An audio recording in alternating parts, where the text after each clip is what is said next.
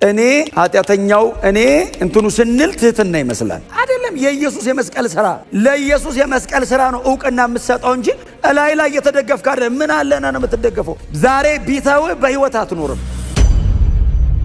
ማንም ከተጠጋኝ ይሞታል የሚል አምላክ አትጠጋኝ የሚለው ሰው ገብቶ ቁጫል።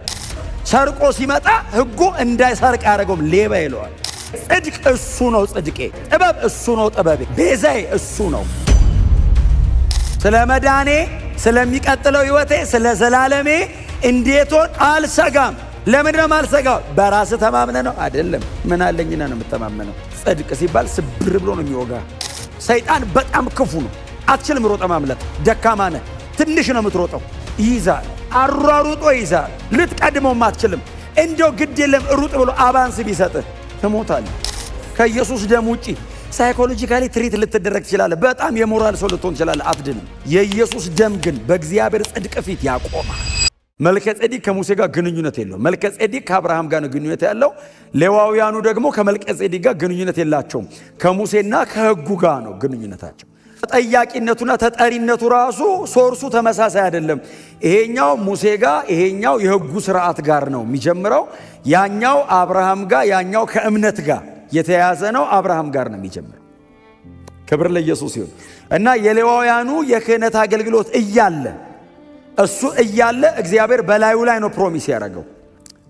በዚህ አይነት የህይወት ስታንዳርድና ኳሊቲ ግለሰብ ከኢየሱስ ፊት ቢኖር ኖሮ ኢየሱስ አይመጣም። ከኢየሱስ በፊት በዚህ ደረጃ ያለ ሰው ቢኖር ኢየሱስ አይመጣም። እሱን እግዚአብሔር ሲያመጣው የበለጠ ህዝቡን ወደ እኔ አስጠጓለሁ፣ ህዝቤ ወደ እኔ ይቀርባል፣ እኔና ህዝቤ የበለጠ ህብረት እናረጋለን ብሎ ነው ይህንን አገልግሎት የሰጠው፣ ክህነትን የሰጠው። መሃል ላይ እግዚአብሔር ካህናቱን አስቀምጦ በእነሱ በኩል እያረኩኝ በሚቀርበው መስዋዕት በኩል በተቀመጠው ህግ በኩል ህዝቤን እጨብጣለሁ፣ ህዝቤን አገኛለሁ ብሎ ነው እግዚአብሔር የመጣው።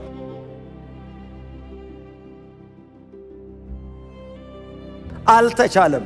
እንዲያውም ህጉ ህዝቡን ከእግዚአብሔር አራቀው። ኃጢአተኝነቱን ወደ ብርሃን አወጣውና ህጉ ቅዱስ ነው፣ ትእዛዙ ጻድቅ ነው፣ እጅግ ንጹህ ነው። ህጉ ባይዘው ህጉ እንከንም ስተትም አልባ ነው። ከስጋ ድካም የተነሳ ግን ህጉ እኔን ብቁ ሊያረገኝ አልቻለም። የስጋ ድካም በለጠ። ህጉ አስተማሪ ነው እንጂ ቀዳሽ መሆን አልቻለም።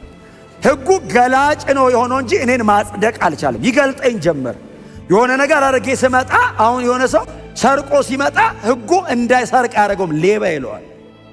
የበለጠ ወደ እግዚአብሔር እንዳይመጣ ያደረገዋል ሰውየውን እና አራቀው። ስለዚህ አስቀድሞ በተሰጠው ህግና ስርዓት በሌዋውያን የክህነት አገልግሎት ፍጽምና ስላልተገኘ እግዚአብሔር እሱ እያለ ሌላ ፕሮሚስ አደረገበት። እንደ መልከጼዴቅ ሹመት አንተ ለዘላለም ካህን ነህ የሚለው ያለው ባይዘው ዘፍጥረት ላይ አይደለም፣ መዝሙር 114 ላይ ነው ያለው።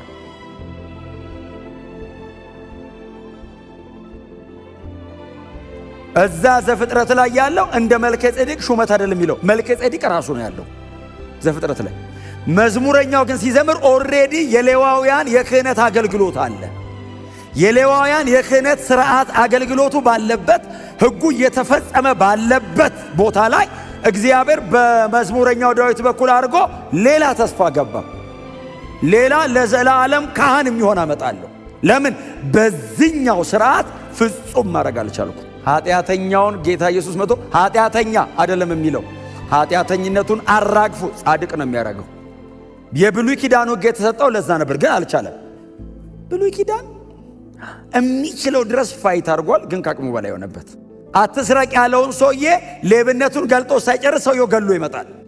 ቀጥሎ እሱ ብቻ አይደለም፣ ሌላ በደል ጨምሮ ይመጣል። ሌላ ኃጢአት አድርጎ ይመጣል። በላይ በላይ በላይ በላይ በላዩ ደራረበ። እየደበዘዘ ነው የሚሄደው። አቅም የለውም፣ ኃይል የለውም።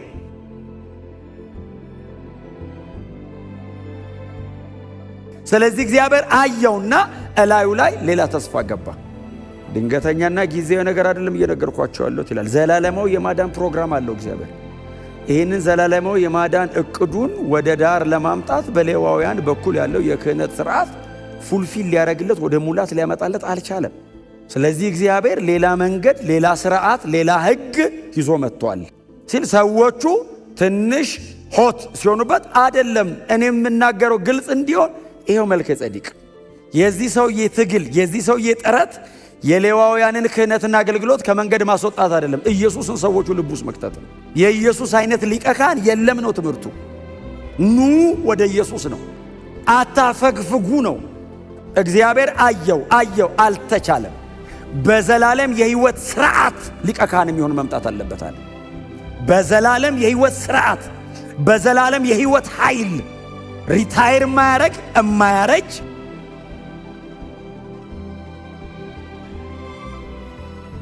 እኛን ወክሎ ለዘላለም በእግዚአብሔር ፊት መቅረብ የሚችል እንደሱ አይነት መምጣት አለበት። እግዚአብሔር ከሰው ልጆች ጋር ያረገው ፕሮግራም ዘላለማዊ ነው። ለ70 ዓመት አይደለም እግዚአብሔር ጥላውን ለማዳን የመጣው፣ ዘላለማዊ ነው። ይሄንን ለማድረግ ያኛው መንገድ አልሆነም፣ አልቻለም፣ አልበቃም። ካህኑን አያበቃውም እንኳን ተከታዩ። ይሄኛው ደግሞ ካህኑ አስቀድሞም ፐርፌክት ነው፣ ተከታዩንም ወደ ፍጽምና አምጥቶታል። ኢየሱስ አስቀድሞም ንጹሕ ነው። እርሱ ቅዱስ ሊቀ ካህናችን ኢየሱስ ኃጢአት አያውቅም። እሱ ቅዱስ ነው ብዬ ብቻ ግን አልቆምም፣ ቅድስናዬም ነው። አንደኛ ቆሮንቶስ ምዕራፍ 1 ደስ እኮ ነው የሚለው ጠበባችን ነው፣ ጽድቃችን ነው፣ ቅድስናችን ቤዛችንም ነው። እኔን የሚያድነኝ ብቻ አይደለም ቅድስናዬም ነው። በእግዚአብሔር ፊት ጥላውን እስቲ የሰራው አይደለም የሚለው በክርስቶስ በኩል ቅድስና ሆኖልሃል።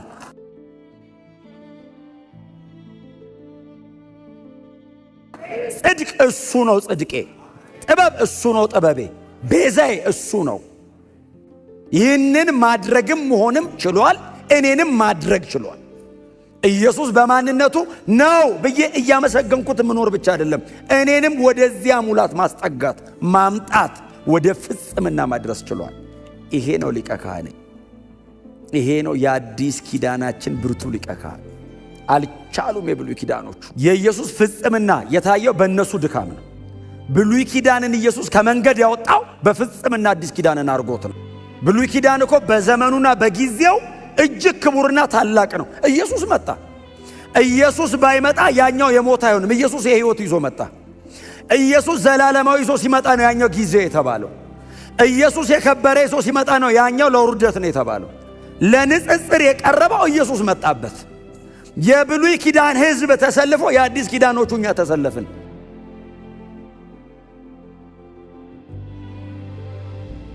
የብሉይ ኪዳን ካህኑም ሕዝቡም ወደ ሙላት መምጣት አልቻሉም። የአዲስ ኪዳን ካህኑ ፍጹም ነው፣ ሕዝቡም ወደ ፍጽምና ይሰባቸዋል። በዘላለም የሕይወት ኃይል ኢየሱስ ካህን ነው። በዘላለም የሕይወት ኃይል ሞት ኢንተራፕት አያደርገውም ክህነቱን። ሞት አይበጠብጠውም ከዚህ በኋላ። ኢየሱስ አይደክምም ከዚህ በኋላ። ስለ እኔ መታየት አያቋርጥም ከዚህ በኋላ። በዘላለም የሕይወት ኃይል ሊቀ ካህናችን ሆኗል። አልሰጋም። ስለ መዳኔ፣ ስለሚቀጥለው ሕይወቴ፣ ስለ ዘላለሜ እንዴቶን አልሰጋም። ለምንድነው አልሰጋው? በራስ ተማምነ ነው አይደለም። ምን አለኝና ነው የምተማመነው? ጽድቅ ሲባል ስብር ብሎ ነው የሚወጋ። አትችሎም፣ በራስ አትችልም። ምንድነው መተማመኝ? በዘላለም የሕይወት ኃይል ሊቀ ካህን አለኝ ሰማይ። ሞት አያሸንፈውም። ስለዚህ እኔን ይዞ ለዘላለም በእግዚአብሔር መገኘት ውስጥ መቅረብ መግባት ችሏል።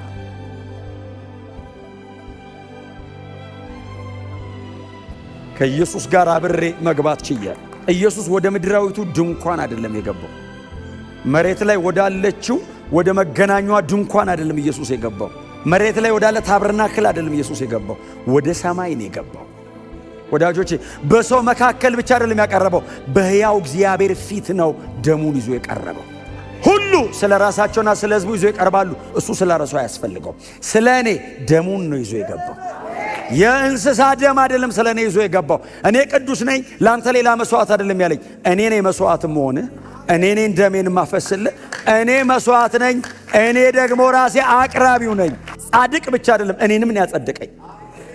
አምራች ያስል እኔ እየታበይኩ አይደለም።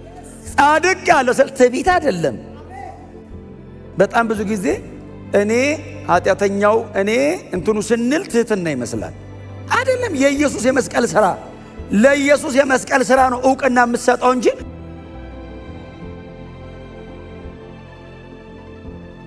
እላይ ላይ የተደገፍክ አይደለም። ምን አለና ነው የምትደገፈው? ዛሬ ቢተውህ በህይወት አትኖርም። ዛሬ ቢተውህ በሱ የጽድቅ ሥራ ላይ በሱ ዘላለማዊ የማዳን ፕሮግራም ውስጥ ተካትቻለሁ። ጻድቅ ያለው ስል ደሙ ችሏል እያልኩ ነው። እንደዚህ አይነት ሊቀ ካህን ያለው እግዚአብሔር ዘንድ ብቻ። በምንም መንገድ ያወላችሁ ቢዳን እኛ ኢትዮጵያን መቼም አንድ ነው።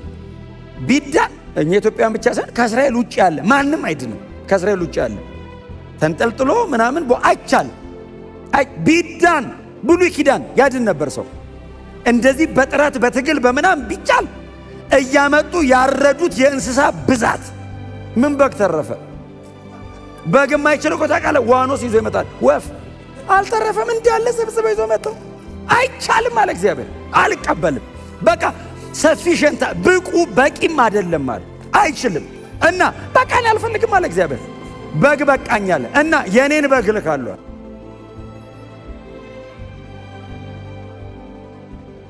እና ለዘላለም አንዴ አለ እግዚአብሔር እስከ መጨረሻ ከኃጢአት ጋር ያለኝን ጉዳይ በሱ በኩል እጨርሰዋለሁ አለ። ድጋሚ ስለ ኃጢአት አላወራም አለ። ልጄ ይዘጋዋል አለ። ማንም ሊያድን አይችልም። አንተም ሮጣ አታመልጥም። ኃጢአት ክፉ ነው። ሰይጣን በጣም ክፉ ነው። አትችልም ሮጠ ማምለጥ። ደካማ ነህ። ትንሽ ነው የምትሮጠው። ይይዛል፣ አሯሩጦ ይይዛል። ልትቀድመውም አትችልም። እንደው ግድ የለም ሩጥ ብሎ አባንስ ቢሰጥህ ከ42 ኪሎ ሜትር በላይ ትሮጣለህ። ማራቶን ትሞታለህ። አትችልም። ኢየሱስ መጣ። ወደ ጎን እንዳይመስል ወደ ላይ ነው ይሳበን። የኢየሱስ ደም ያደረገኝ የሆነ ቦታ ቁጭ በአብ ቀኝ ነው ያስቀመጠን። እግዚአብሔር ተቀበለኝ። የኢየሱስ የክህነት ሥራ ነው ይሄ። እንደዚህ አይነት በዘላለም የህይወት ኃይል ሊቀ ካህን ኢየሱስ ብቻ ነው። እውነቴን ነው የምነግራችሁ። እንዲገለጥልን ከጸለይን በዚህ ጉዳይ ነው የምንጸልይ። ኢየሱስ ይገለጥልኝ።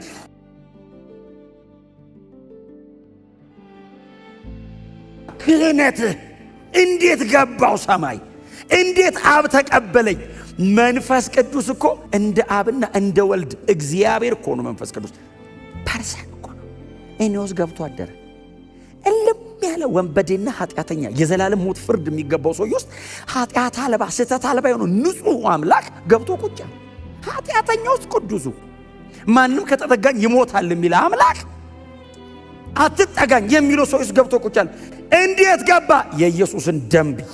ኢየሱስ ነው ይሄን የሰራው። ማን ሊሰራው ይችላል? እኔ ሄጄ አባቴን እለምነዋለሁ አለ ኢየሱስ። ታዲያ የእውነትን መንፈስ ይሰጣቸዋል በኢየሱስ ልመና። ኢየሱስ ምን ብሎ የሚለምነው? ይሄው ስለዚህ ኃጢአተኛ ደሜን አቅርቤያለሁ ይቅር በለው ሲል ብዬዋለሁ። ይቅር ለማለት ማረጋገጫ ለቤዛ ቀን አትመው። በምን? በመንፈስ መንፈስ ቅዱስ መጥቶ የኢየሱስ የመስቀል ሥራ የተሰቀለውን ክርስቶስ እንሰብካለን ስንል ስብከት ጠፍቶ አይደለም። አፍተር ኦል ቸርች ምንም አይነት ስብከት ቦታ የለውም። ቤተ ክርስቲያን በደሙ የመሰረታት የራሱ ቤቱ ናት። እንግዳ አይደለም ኢየሱስ እዚህ ቤት። እኛንን እንግዳ። እሱ መስርቶ ነው። መስርቶ ኑን ያለን እኛንን የመጣ ነው። እሱ ባለቤት ነው ሲጀምር። ቸርች ያለ ኢየሱስ መች ኖራ ነው ና የምንለው? ኢየሱስ የለም ማለት ሕይወት የለም ማለት ነው። ሕይወት ላይ የተቀላቀል ነው። መሰረቷም ራሷም ክርስቶስ ሆኖ ነው። እኛ መሀል ላይ ነው ያለነው። መሀል ላይ ያለነው ባይዘ ተገጣጥመን ለመቆም እንዳይመስል ከእርሱ ሙላት የተካፈልን ነው የሚለው። ከእሱ ስትካፈል ነው ባይዘ ወይ ኦርጋኒዝሙ ላይ የምትቀላቀለው፣ አካሉ ላይ የምትቀላቀለው። አለበለዚያ አይቻልም። ኢየሱስ መስቀል ላይ እየሰራው ኢየሱስን ራሱ ልካችን ይሄ። የዚህ ደብዳቤ ጸሐፊም እያመጣቸው ያለ ወደዚህ ነው። እኔ በምንም አይነት ስሌት መልከ ጼዴቅና ኢየሱስን ከዘፍጥረት መዝሙር ላይ ከመዝሙር ዕብራውያን ላይ መጥቶ በሶስት ቦታ ሰፍቶት ኢየሱስ ክርስቶስን ፍትወር በወጣው ሰው እግዚአብሔር ሪቪል ካላረገልህ በቀር 3 ቁጥር ያለው ጥቅስ መዘህ ድፍን የክህነት ሥራ ታስረዳበታለን። የክህነት አገልግሎትን ባይዘዌ ሰውየው ለማብራራትና ለመግለጥ እንደ መልከ ጼዴቅ ያለ አላገኘም። ደሞስ ልክ ነው የለም። ወዳጆች እግዚአብሔር ጥሩ ልጅ የለውም። ይሄ ይሻላል የሚባል አይደለም። የኢየሱስ ደም ነው ብቃቴ። ከኢየሱስ ደም ውጪ ሳይኮሎጂካሊ ትሪት ልትደረግ ትችላለህ። በጣም የሞራል ሰው ልትሆን ትችላለህ። አትድንም።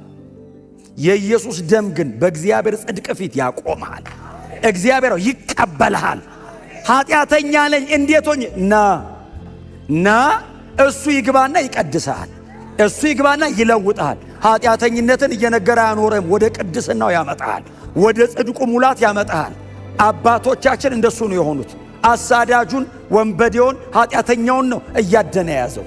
ከኃጢአተኞች ዋናውን እኔን አዳነኝ። ለምን? ወደር የሌለውን ምሕረቱን ያሳይ ዘንድ። በቃ አለቀ።